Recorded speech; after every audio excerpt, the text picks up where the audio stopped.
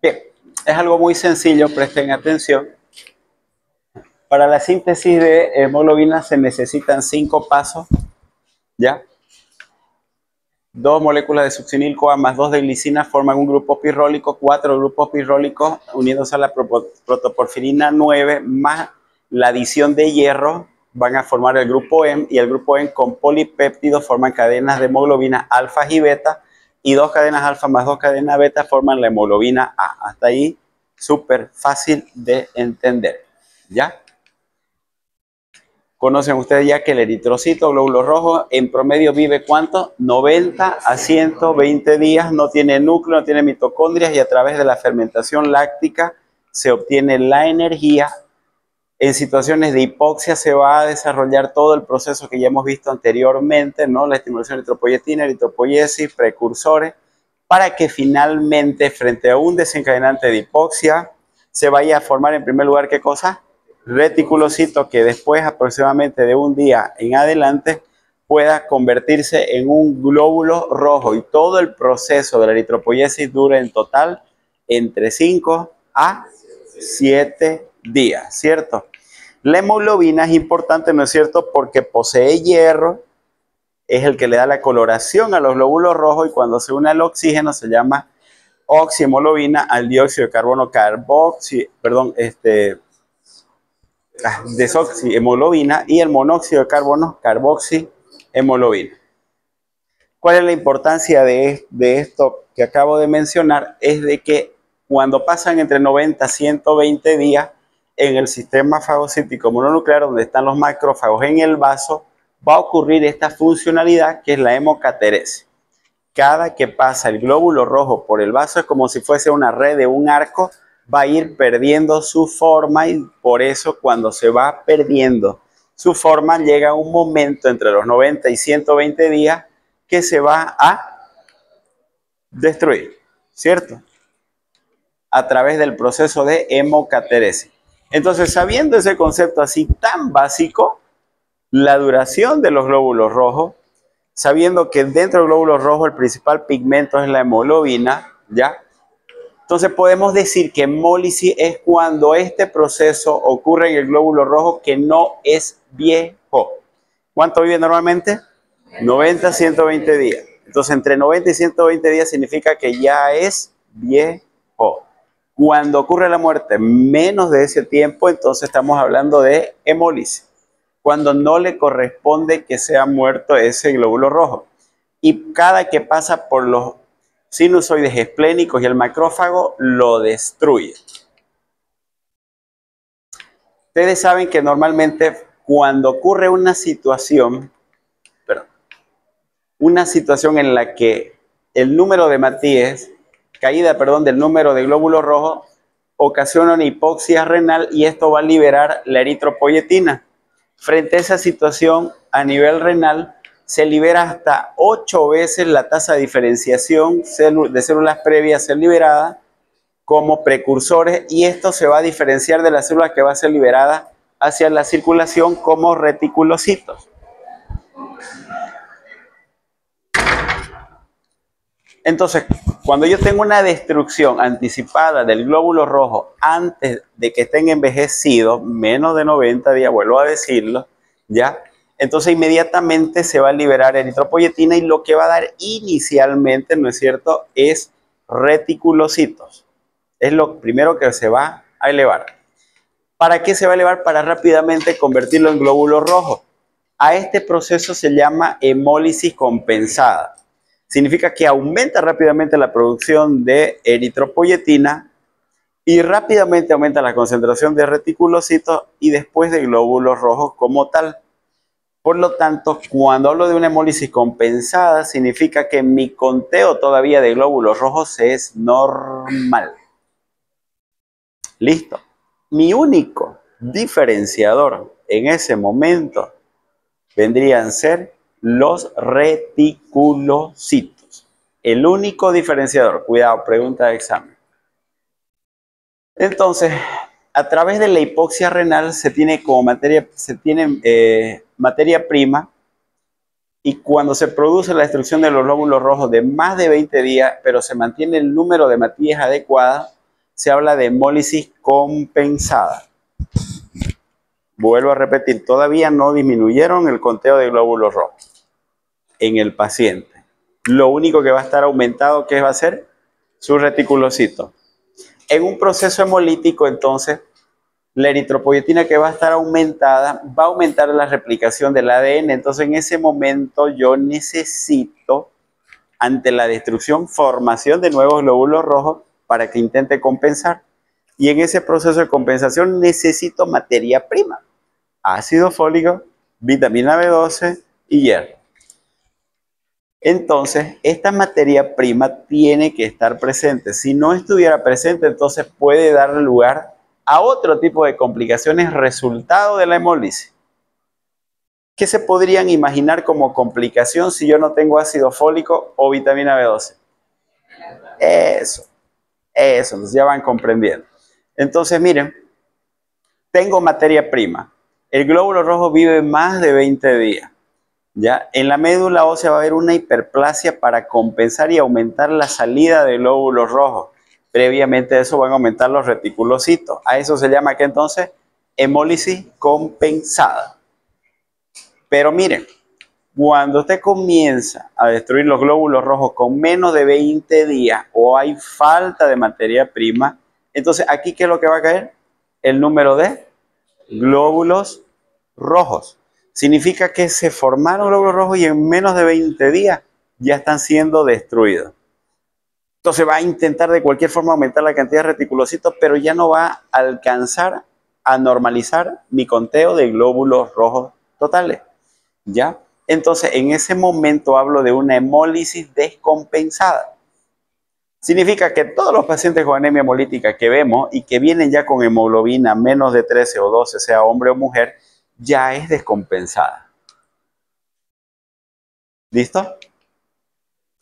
El marcador inicial, por lo tanto, de una anemia hemolítica, ¿cuál va a ser? Los reticulocitos, nuevamente. Hipoxia renal, eritropoyetina, médula ósea, eritropoyesis, lo primero que va a liberar, reticulocitos, y al otro día entonces comienzan a formarse, a liberarse los glóbulos rojos. Y aquí hay algo interesante que deben conocer también. ¿Cuánto de glóbulos rojos tenemos porcentualmente? Habíamos dicho en promedio 2.5% aproximadamente. ¿Eso equivale a cuántos reticulocitos? A 100.000. ¿A 100.000 de qué cantidad? De los 2 millones, de los 5 millones. De los 5 millones de glóbulos rojos, 100.000 es el 2.5% de reticulocitos. ¿Se entiende hasta ahí? ¿Cierto? El 2% que vendrían a ser los 100.000. ¿Sí? Entonces, ¿qué habíamos dicho? Mientras más hemólisis hay, entonces, ¿cuál es el principal marcador? Reticulocito. Entonces, va a aumentar tu cantidad de reticulocitos mientras más comience a descender el conteo de glóbulos rojos. Por lo tanto, la cantidad también de reticulocitos va a ir aumentando. 2.5 millones por el 4% son 100.000 acá, ¿no es cierto? Si comienza a bajar más, los reticulocitos comienzan a aumentar también más. ¿Ya? ¿Por qué es importante conocer esto? Porque a partir de este porcentaje inicialmente habíamos dicho que podemos sacar el recuento corregido de reticulocitos. Primero, eso es lo más básico. Primero me informan los reticulocitos en una muestra de sangre total y a partir de ahí voy a sacar el recuento corregido de reticulocitos. Ya específicamente tomando como punto de referencia el hematocrito de referencia en nuestro estándar de nosotros 40%. ¿Ya? La fórmula reticulocitos por hematocrito del paciente sobre el hematocrito ideal 40%. Con eso voy a tener un aproximado porcentual de cuánto de porcentaje se está formando ya de reticulocitos.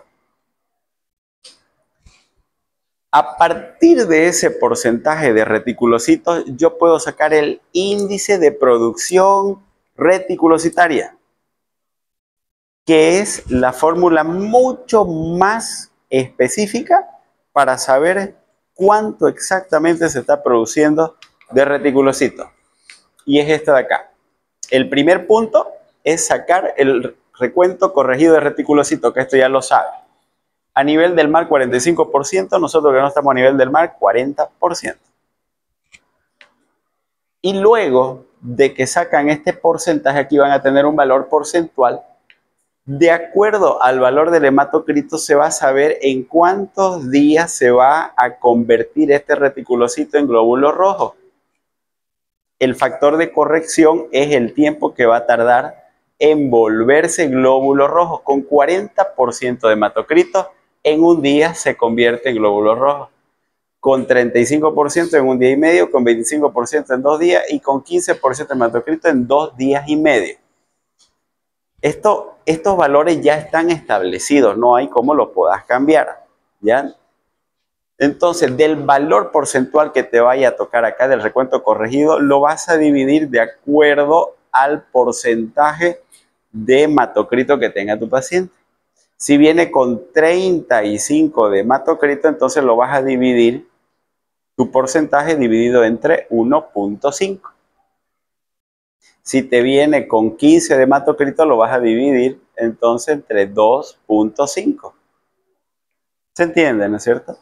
Y con ese valor voy a poder más claramente saber en realidad si es A regenerativa o regenerativa. El otro término es hipoproliferativa o hiperproliferativa. En los procesos hemolíticos, ¿qué espero que sea? Regenerativa, ¿no es cierto? O hiperproliferativa. ¿Listo? Entonces, primero el reticulocito, luego el recuento corregido de reticulocito y a partir del recuento corregido de reticulocito, el índice de producción reticulocitaria. ¿Cuál es el factor de corrección? Si yo les pregunto en el examen, ¿qué es el factor de corrección? Es el tiempo que tarda un glóbulo, un reticulocito en convertirse en glóbulo rojo. Eso ya está establecido. Entonces, ¿qué otros marcadores tenemos de hemólisis? Mire, acá, consecuencias. Entonces, cuando se destruye el glóbulo rojo, directamente se va a liberar, en primer lugar, deshidrogenasa láctica. En segundo lugar, entonces, el glóbulo rojo se va a partir y se va a dividir y va a liberar el grupo N y va a liberar el grupo globina. El grupo M está compuesto por hierro y protoporfirina. De la protoporfirina, ¿no es cierto?, se va a convertir en una hiperbilirrubinemia indirecta. Y por otra parte, la globina es altamente tóxica dentro de la circulación y más todavía cuando pasa por el hígado. Entonces, cuando está pasando por el hígado aparece una proteína que se llama aptoglobina y se va a pegar a la globina. Y cuando se pega a la globina, por lo tanto, en circulación periférica va a haber poca cantidad de aptoglobina porque está pegado a la globina dentro del hígado. ¿Sí? Entonces, por eso es que se convierte en un marcador también la disminución de la aptoglobina para los procesos hemolíticos. Entonces, hasta aquí, en primer lugar, como sospecho de una hemólisis, reticulocitos aumentados. Independientemente de las clasificaciones que vayamos a ver de aquí en adelante, el primer punto, no hay hemólisis sin que haya aumento de los reticulocitos. Puede tener paciente ictericia, puede tener deshidrogenasa láctica aumentada, puede tener hiperbilirrubinemia indirecta. Pero si no tiene hiperreticulocitos o reticulocitosis, yo no puedo decir que es anemia hemolítica. Grábense como que es el requisito previo. Entonces, hiperbilirrubinemia indirecta y disminución de la aptoglobina. Entonces, ¿qué voy a tener? Un laboratorio con una anemia normocítica, normocrómica, aumento de deshidrogenasa láctica, hiperbilirrubinemia indirecta, disminución de la aptoglobina y reticulocitosis. ¿Ya? Entonces, este aumento de la deshidrogenasa y la bilirrubina indirecta, ¿no es cierto? Por lo tanto, va a hacer que pueda haber mayor predisposición de que se formen cálculos, por ejemplo, renales de bilirrubinatos de calcio, en relación a que lo más frecuente cuando no hay hemólisis suelen ser de colesterol y estos suelen ser radiolúcidos. Bien, En relación a las clasificaciones, no se vayan a complicar tanto. Les traigo las clasificaciones más sencillas, ¿ya? En el examen, por ejemplo, muchos se equivocaron o las respuestas fueron a media. El proceso que se lleva a cabo dentro de la médula ósea, dentro de las anemias megaloblásticas, por los macrófagos dentro de la médula ósea, que controlan la salida de las células que ya están maduras para salir a circulación, ¿ya? Y cuando están defectuosas y grandes y ocurre la destrucción dentro de la médula, ¿listo? ¿Ya? No es lo mismo que hemólisis. Esa destrucción de las anemias megaloblásticas no es fuera de la médula ósea, es dentro de la médula ósea. Lo que colocaron afuera de la médula ósea fue por eso que les puse mal. Y lo mencionamos varias veces acá y se los mostré, ¿ya? En las anemias hemolíticas, entiéndanse eso, las anemias hemolíticas, la destrucción no es en la médula. La destrucción son extravasculares o intravasculares. Cuando dice extravascular, imagínenselo al vaso.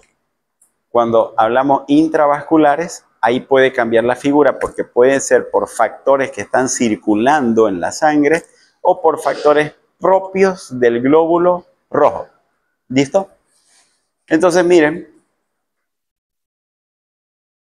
a nivel laboratorial lo que van a identificar sí son las hemólisis que están ocurriendo a nivel intravascular. Entonces, ¿qué habíamos dicho cuando ocurre una destrucción anticipada de un glóbulo rojo?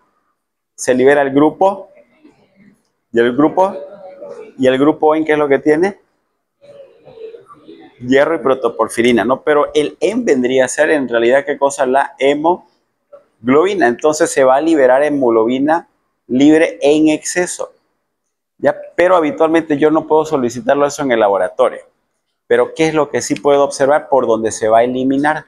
Entonces, como se va a ir por vía renal, ¿ya? Entonces esto cuando pasan por el túbulo van a ser transformados en hemosiderina y van a salir como cilindros de hemosiderina. A eso se va a llamar hemosiderinuria. Estamos hablando de las hemólisis que ocurren a nivel intravascular. Y como al tener tanta hemosiderina en los túbulos no deja que la hemoglobina que pasa por ahí sea reabsorbida, entonces cae directamente a la orina, entonces va a haber una hemoglobinuria. Entonces, ¿qué es lo que voy a encontrar a nivel intravascular? Hemoglobinemia, hemosiderinuria, hemoglobinuria. Otro término también que hay acá es la metemalbuminuria, ¿ya? Esto vendría a ser casi parecido, pero en relación al hierro, el exceso de hierro que se va a eliminar a través de la vía renal, entonces va a llamarse metalbuminuria. Las complicaciones muy bien los han dicho hace un momento. Uno de ellos es la crisis megaloblástica por falta de materia prima para la replicación celular. Entonces, ahí está el ácido fólico. Un paciente que ya es diagnosticado de anemia hemolítica está destinado de ahí en adelante de tomar ácido fólico siempre. ¿Ya? En segundo lugar, están las crisis aplásicas. ¿Ya? Creo que está haciendo corte ahí, ¿no? Ahora sí. La crisis aplásica, más común en pacientes que tienen anemias hemolíticas crónicas causadas sobre todo por el parvovirus B19 o las crisis anémicas por secuestro esplénico.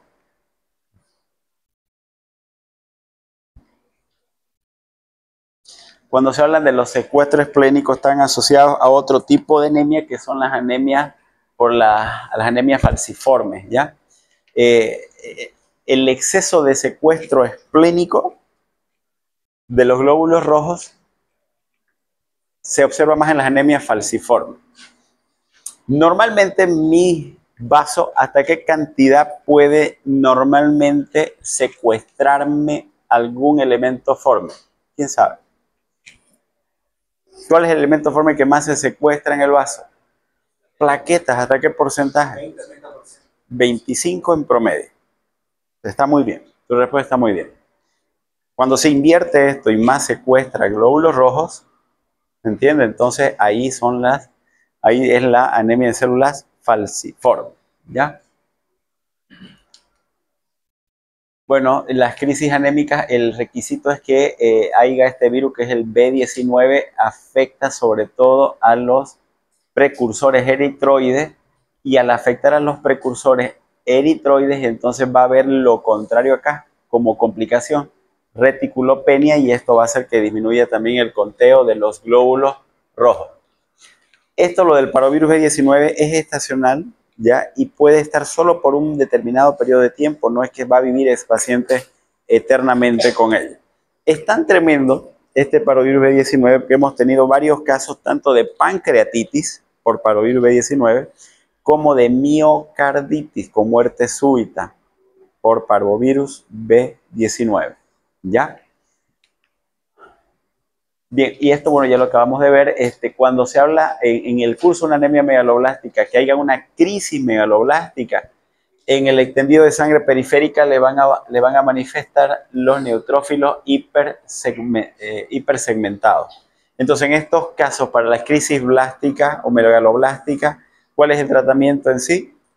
Ácido fólico. Lo que le hace falta es materia prima. La crisis de hemólisis aguda grave, también el llamado síndrome hiperhemolíticos. Hay mucha hemoglobina liberada por la mucha hemólisis y existen dos situaciones que pueden ocasionar eso. Uno, el déficit o mutación de la glucosa 6-fosfato deshidrogenasa, o la ocasionada por la araña doméstica, el Oxoceles, que pueden ocasionar ¿qué cosa? Fiebre, lumbalgias, insuficiencia cardíaca e incluso óbitos, ¿ya? Es interesante esta parte de acá. Paciente que ustedes tengan con sospecha de una anemia hemolítica, está con ictericia, está con esplenomegalia, tiene anemia, reticulocitosis y aparece una lumbalgia intensa no relacionada con un proceso infeccioso. Puede ser que esté haciendo una anemia hemolítica grave, ¿ya? ¿Cómo yo puedo entonces poder diferenciar el mundo de las anemias hemolíticas? Es enorme saber cuál es en realidad el tipo de anemia hemolítica. Y la única forma es a través de la hematoscopía, para saber cuál es el tipo de alteración del glóbulo rojo que tiene ese paciente. Entonces hay la acantosis, que es alteración de la forma del glóbulo rojo, que puede ser de diferentes formas sin ninguna relevancia, pero esto sí, en forma de esquistocito, entonces en las anemias hemolíticas microangiopáticas, en tiro al blanco, en las talasemias, drepanocito en la anemia falciforme, esferocito en la esferocitosis hereditaria, depende del tipo de glóbulo rojo, ¿no es cierto?, para inclusive el tipo de tratamiento. La clínica de un síndrome hemolítico, hay una triada habitualmente, ¿no es cierto?, que es de la sospecha de anemia hemolítica: anemia, ictericia, esplenomegalia. Además de eso, alteraciones óseas, puede haber insuficiencia o cálculos renales o úlceras en las piernas. Hay una clasificación muy general, que ya la deben conocer esta. Según su herencia pueden ser congénitas o adquiridas, o según su mecanismo de lesión intrínseca o extrínseca. O también algunos lo llaman intracorpusculares y extracorpusculares. Según el mecanismo de la lesión, habla del glóbulo rojo como tal. O es en su membrana o es dentro del glóbulo rojo algo que está haciendo que se vaya a destruir, ¿ya? Dentro o fuera del glóbulo rojo. O según el lugar de producción, dentro del vaso sanguíneo, fuera del vaso sanguíneo. ¿En algún lugar dice médula ósea acá? No, no. Las anemias hemolíticas congénitas, intracorpusculares, entonces se clasifican por defecto en la membrana, defecto del metabolismo o defecto de la hemoglobina como tal. De la membrana entonces quitan las esferocitosis, liptocitosis, del metabolismo, déficit de la piruvatocinasa o déficit de la glucosa 6-fosfato deshidrogenasa. Todas estas, al margen de ser rarísimas, la que más podrían encontrar es la del déficit de la glucosa 6-fosfato deshidrogenasa. Que ocurre algo interesante en relación al consumo de un alimento que son las habas. No se han escuchado. las habas tienen un componente que se vuelve tóxico en ausencia de la glucosa 6-fosfato deshidrogenasa y hace que más fácilmente pueda destruirse el glóbulo rojo. ¿Ya? Y por defecto de la hemoglobina, entonces acá están las hemoglobinopatías y las talasemias. El otro grupo son las extracorpusculares que pueden ser inmunes o no inmunes. Dentro de las inmunes está el hiperesplenismo, microangiopática, hemoglobinuria paroxística nocturna o efectos tóxicos directos sobre el eritrocito como el arsénico o la malaria. Entonces si preguntan, ¿no es cierto? La malaria puede producir anemias hemolíticas de causa inmune, por mecanismo inmune. Las otras son las intravasculares, ya les mencioné, no están relacionados directamente con el glóbulo rojo, sino con alguna situación dentro del torrente circulatorio. Entre ellas, lo más común, reacciones transfusionales agudas o el déficit de la glucosa y fosfato también. Las extravasculares, reacciones transfusionales tardías o el hiperesplenismo, eso lo vamos a tocar en la siguiente clase. Hiperesplenismo significa hiperfuncionalidad del vaso. Todas las funciones del vaso son exageradamente aumentadas y entre ellas el que no falta es el aumento del tamaño del vaso, ya la esplenomegalia. Las hemólisis extravasculares ocurren cuando hay un incremento exagerado en la fagocitosis de los glóbulos rojos, ¿en dónde? En el sistema fagocítico mononuclear del vaso. El ejemplo más característico se presenta en mujeres jóvenes en edad fértil que vienen con anemia normocítica normocrómica, reticulocitosis y que debo pensar en qué causa. Inmune, para que me haga sospechar en lupus. Una de las manifestaciones hematológicas de los pacientes con lupus son las hemólisis, anemias hemolíticas, ¿ya? Entonces, ¿dónde es que están formándose? ¿Dónde ocurre la destrucción? No ocurre dentro del glóbulo rojo, ocurre porque se forman los antígenos, ¿no es cierto? Los antígenos en el vaso. Y cada que pasa el glóbulo rojo, entonces agarra, tac, lo destruye y comienza a aumentar de tamaño. Comienzan a secuestrarse, a destruirse y se quedan como encarcelados dentro del vaso. Y de repente también, o puede ser la primera manifestación de un lupus, una púrpura trombocitopénica autoinmune asociado a anemia hemolítica más. Como me tocó ver hace un par de años, desde hace un año y medio más o menos que no veo esos casos. De esa paciente que les acabo de mencionar, la señora tenía 40 años. ¿Por qué me quedó marcado? Porque fue uno de los primeros casos que vi de esa característica. 40 años la señora con lupus, con púrpura trombocitopénica, o sea, plaquetas, ella vivía con plaquetas de 6.000, 8.000, 10.000 y hemoglobina andaba caminando con 6, 7, 8 máximo. Y vivía ella con tema de constipación y dispepsia. Todos les decían que estaba embarazada por el aumento de volumen. Pero ese aumento de volumen era más en mi abdomen izquierdo.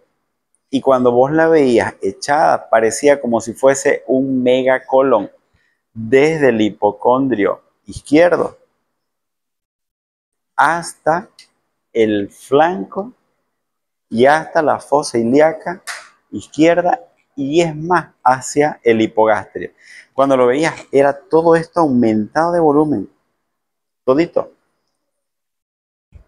Ecográfica y tomográficamente era el vaso que estaba aumentado de tamaño. O sea, te imaginas un golpecito y estallaba y se acababa su vida de esa mujer. Si así nomás como lo tenemos el vaso, es muy vulnerable a los traumatismos y traumas esplénicos. Esa mujer vivía así todo el tiempo. Doctor, tengo que cubrirme todo el tiempo con mano, a veces ando con cabecera. Se ponía acá, andaba con su cabecera para evitar golpes de cualquier lado. La señora decidió someterse a una esplenectomía. La preparamos hematológicamente con grandes cantidades de reserva de plaquetas, de plasma fresco congelado, glóbulos rojos, ¿me entiendes? Entró a quirófano, le sacaron el vaso, le tomaron un laboratorio, inmediatamente sale de quirófano y sus plaquetas se elevaron a más de 200.000 y su glóbulo rojo comenzó a estar alrededor de 9, 10, siendo postquirúrgica. Cuando lo pesan, el vaso pesaba 5 kilos y medía 45 centímetros. ¿Cuánto mide normalmente el vaso? 13, tope, 11 a 13. ¿Cuánto pesa el vaso? 5 kilos pesó este. ¿Se imaginan el peso de esa mujer? Entonces era tremendo, parecía un sigmoide, todo eso enorme. ¿Ya? Entonces, los pacientes que tienen PTI o que tienen anemia hemolítica, entonces tanto se destruye, lo agranda, hacen hiperesplenismo y se acumula todo ahí. ¿Ya? Entonces, en la historia clínica debo buscar historia familiar de anemias, ictericia, ingesta de fármacos o alimentos como las habas, infecciones previas o razas del individuo. Por ejemplo, en la raza negra hay más déficit de la glucosa 6, fosfato deshidrogenasa, o en las anemias falciformes. ¿Qué me puede decir en el varón una forma de manifestarse en las anemias falciformes o drepanocíticas? Una de las primeras manifestaciones en el varón. Y que es algo muy incómodo, pero a la vez algo que, que ocurre. Y que han llegado a emergencia y que pareciera que fuera excelente al inicio, pero después es muy doloroso eso. Priapismo. Resulta, le voy a comentar así una anécdota de más de interesante.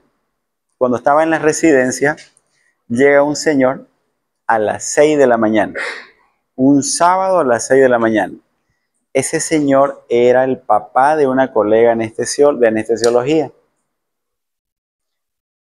El señor se había ido 2 noches antes, se había perdido de la casa. El señor no sabía que tenía un problema hematológico, pero sí tenía un amante. Y con esa amante agarró y se tomó un T36, tadalofilo. Se tomó un tadalofilo. Estuvo el día jueves toda la noche con su amante. El día viernes, en el día estuvo con su amante todo el día y llegó el viernes en la noche a su casa. Cuando llega el viernes en la noche, la esposa agarra y ¿qué te ha pasado? ¿Y que por qué estás así andando? Y el tipo era andando con su priapismo. Agarra y a la esposa más la somete por varias horas. Y la esposa le dice, ¿por qué sigue parado? Y el señor comienza a sentir dolor, porque seguía más y más aumentando de tamaño eso, por la exagerada congestión que había en esa zona. La hija no le quedó otra que en la madrugada, a 6 de la mañana, traerlo a la emergencia, por el dolor intenso que estaba ocasionando. Tuvieron que hacerle un drenaje de la dorsal directamente y sacar de ahí sangre. Tuvieron que sedarlo y potenzarlo para que pueda caer eso. Fue un sufrimiento para el Señor. Entonces, una de las formas de manifestarse la anemia de células falciformes o drepanocíticas es el priapismo. Bien, ya hemos terminado, chicos. Bien, algunas preguntas, a ver, súper fácil. El diagnóstico inicial de la anemia hemolítica debería estar basado en todo lo siguiente, excepto, a ver, lean las opciones, ¿cuál es la respuesta?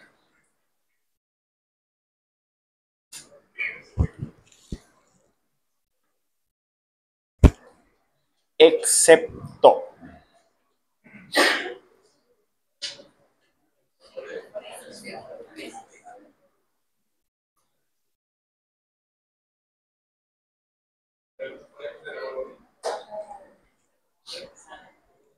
Claro, acá dice qué cosa. Inicial, no voy a hacer electroforesis de hemoglobina. Siempre lean bien la pregunta. Iniciales. El más simple y útil indicador de anemia hemolítica es recuento reticulocitos. Paciente de 8 años con anemia, reticulocitosis, deshidrogenasa láctica aumentada, hiperplasia eritroide en la médula ósea. ¿Qué puede ser? Así son las preguntas, ¿por qué no responden? ¿Ah? ¿Cuál es el test que indica hemólisis intravascular? Presencia de hemoglobina en orina. ¿No es cierto? Eso. Listo. ¿Qué dice? Escuchemos esto, por favor, un segundo. Prestémosle atención a lo más importante. Proverbios 19:17 dice: al que se compadece del pobre, presta al Señor y Él le dará su recompensa.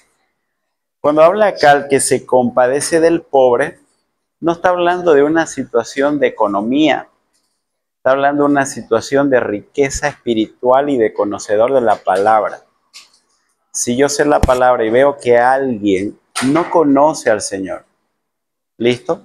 Yo debo llevarle la palabra a esa persona. Por eso a ustedes le transmito eso igual, para que se nutran. ¿Y ustedes qué van a tener? Recompensa. Entonces ya saben qué hacer. ¿Listo? Bueno, Dios los bendiga poderosamente a cada uno de ustedes. Y antes que se vayan, sus notas.